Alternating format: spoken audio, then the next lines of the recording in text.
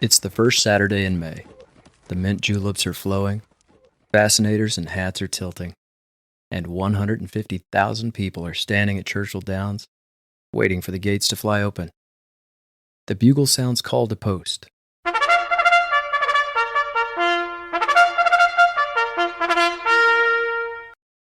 The crowd erupts, and for the next 2 minutes, all eyes are on a blur of hooves and silk, chasing immortality in the Kentucky Derby, the most exciting 2 minutes in sports.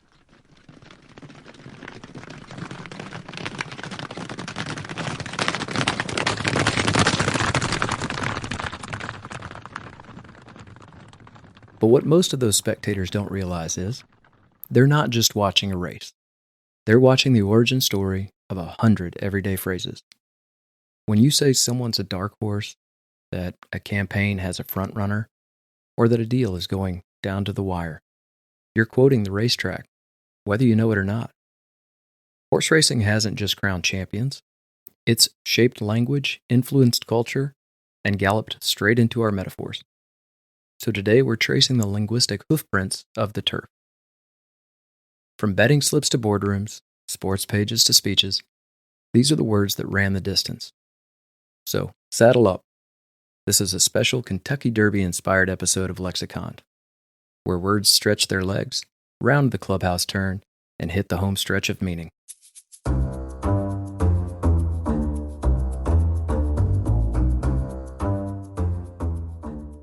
I'm your host, TJ, and today we're headed to the track to uncover how a sport built for speed gave us vocabulary built to last.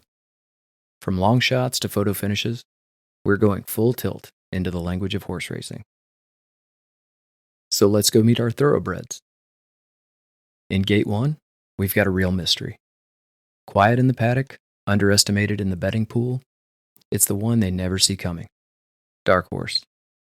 Now, the term dark horse was coined in 1831 in The Young Duke, a novel by future British Prime Minister Benjamin Disraeli. Dark horse described a racehorse with no public record, unknown, untested, and potentially dangerous. The phrase crossed the Atlantic and entered our political commentary during the 1844 presidential election, when James K. Polk, an unexpected and initially unpopular choice for the Democratic nomination, emerged from a field of more prominent contenders, making him the first dark horse candidate in American history. Next up in Gate 2, the one to beat, the odds-on favorite, strong out of the gate, it's frontrunner. Now, the term frontrunner began as a literal descriptor in American horse racing in the 1860s. It appeared in racing reports like those from the New York Clipper. Its metaphorical use was cemented by the 1910s, when political journalists began describing early primary leaders using this term. By 1914, frontrunner was printed into campaign coverage, and this phrase's crossover into the political and business discourse took off from there. One of the earliest American political figures to be explicitly labeled a frontrunner in the press was Charles Evan Hughes during the 1916 U.S. presidential election. Now, Hughes was a former Supreme Court justice and governor of New York, and he was widely seen as the most likely Republican nominee to face Woodrow Wilson. Now, spoiler alert, much like the frontrunners at Churchill Downs, Hughes came in a close second to incumbent President Woodrow Wilson in that race. Now, as we move on to Gate 3, this holds a classic competitor. Always a contender, always close. It's neck and neck. This phrase first appeared in British sporting publications as early as the 1790s, and it was used to describe two horses so close together that only their necks separated them at the finish. Neck and neck bolted from the racetrack into American politics during the 1844 presidential election, where James K. Polk and Henry Clay battled so closely that newspapers like the New York Herald described the race as neck and neck. And it wasn't just colorful language, it was literal tension. As key states swung by the narrowest margins, America found a new metaphor for those close contests. Neck and neck as political rhetoric, describing tight races and evenly matched rivals, is a tradition that continues today. At Gate 4, here comes the late charger. Decided in inches, nerves of steel, it's down to the wire. In the 1880s, racetracks began stretching a thin wire above the finish line to give judges a consistent visual reference. The term down to the wire first appeared in turf journalism around 1890, including papers like the Chicago Daily Tribune, where it would describe thrilling race finishes decided by the narrowest of margins. Now, by 1901, papers like the Atlanta Constitution were using it to describe city council votes hanging on final ballots. And by 1904, down to the wire was part of the political, business, and labor reporting, capturing the anxiety of last-second decision-making long after the horses had left the gate. And today it's used far beyond the track, from politics to software launches, whenever everything comes down to that final moment. Now taking position in Gate 5, the one who showed up but didn't show out. It's the coldest nickname in the field. Also ran. Now this term debuted in American newspapers in 1896, when race results listed non-placing horses simply as also ran. The phrase quickly leapt into the broader cultural use, appearing in political coverage and business writings to describe anyone who fell short of success but still made the lineup. Now at Gate 6, the Rebel Dreamer. Low odds, high drama. Meet the crowd-favored underdog, Longshot. Appearing in race lingo by the late 1800s, Longshot described a horse given little chance by the odds makers. The term's first known printed use among racing circulars was around 1896. Soon afterward, the Wall Street Journal used Longshot in 1903 to describe unlikely financial investment. And by the 1910s, it was popular in court reporting too, describing those cases with slim chances of success. Its figurative use grew through the 20th century to describe unlikely outcomes in everything from bets and court cases to music charts and even Oscar upsets. Now from Gate 7, we've got the whole podium. Win, place, show. 3 contenders, 1 language revolution. This trio emerged with the rise of structured parimutuel betting in the 1870s, particularly among U.S. racetracks like those found in Kentucky and New York. First recorded in race programs and betting slips, these terms soon became part of the broader American idiom, representing any sort of ranked success. Early corporate marketing and sales competitions began using win, place, show to describe tiered prizes by around 1912-1915. Now as we move over to Gate 8, we've got a jumpstart phrase. Fast out of the gate and gaining speed. Say hello to, off to the races.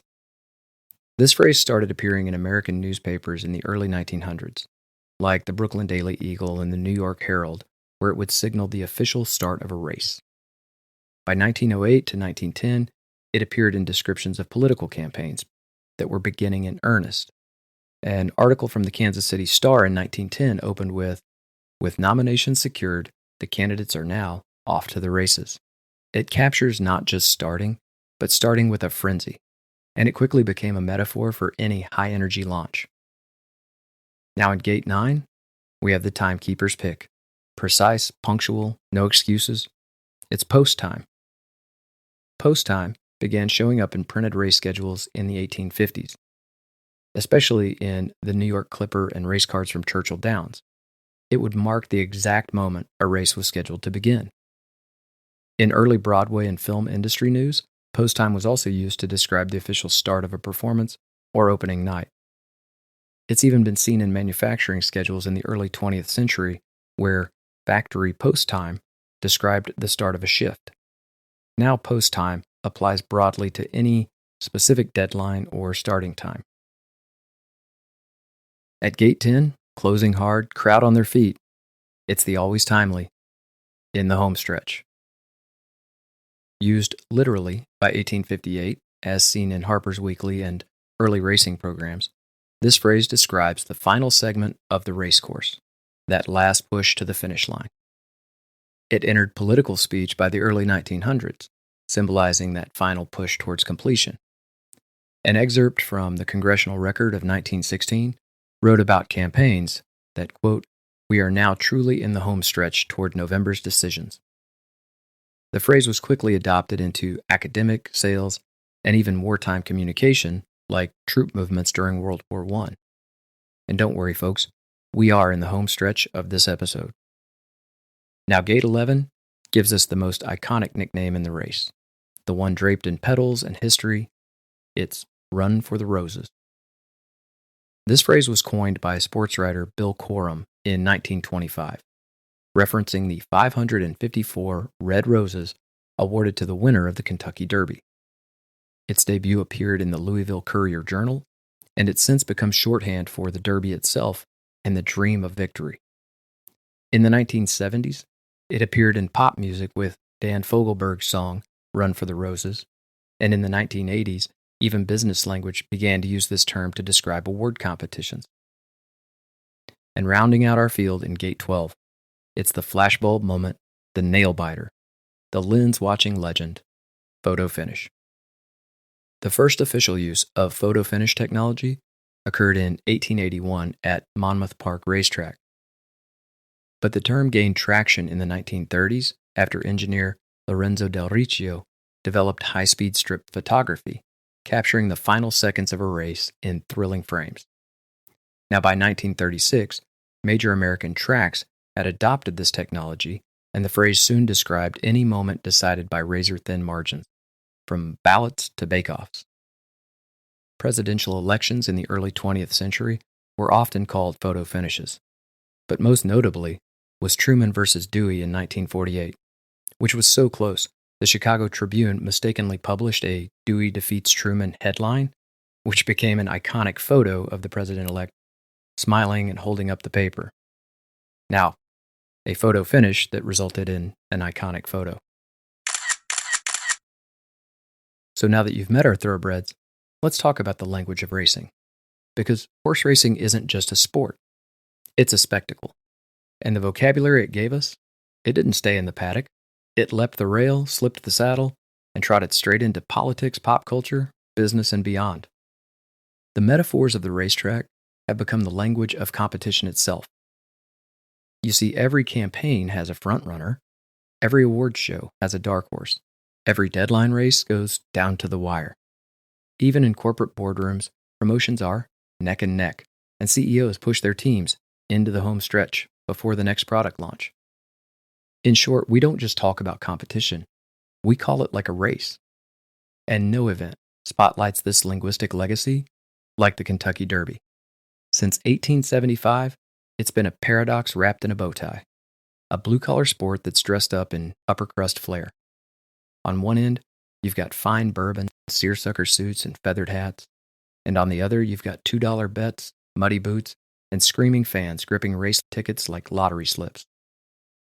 Now, the Derby has long served as a kind of American masquerade, where language mirrors its own contradictions. Handicap once meant balancing competition. Now it's a term for both gambling and a perceived disadvantage. Also ran? Well, in the Derby, it's brutal, but in an election, it's a political obituary.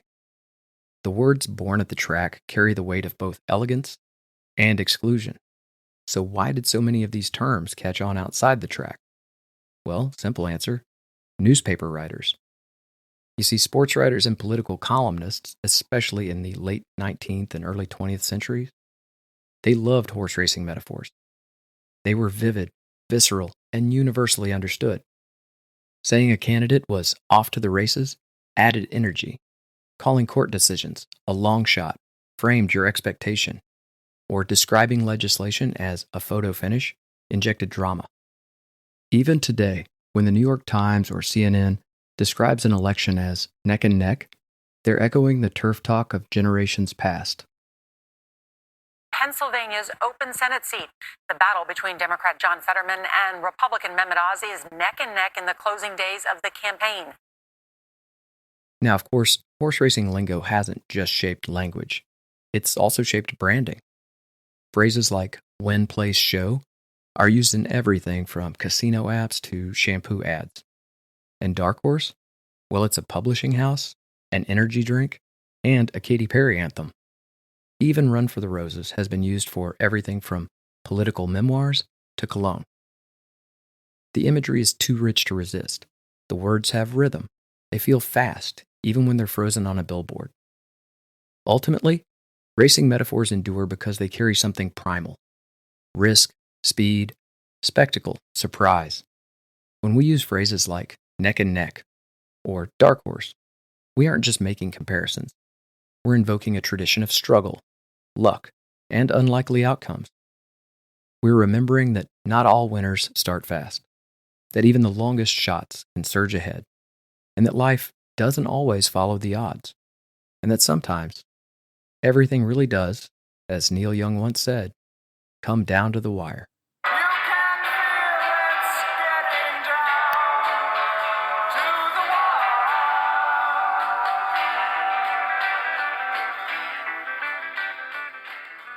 But what about our modern age? In an era of streaming, swiping, and split-second updates, you would think that the old racetrack slang might get left in the dust.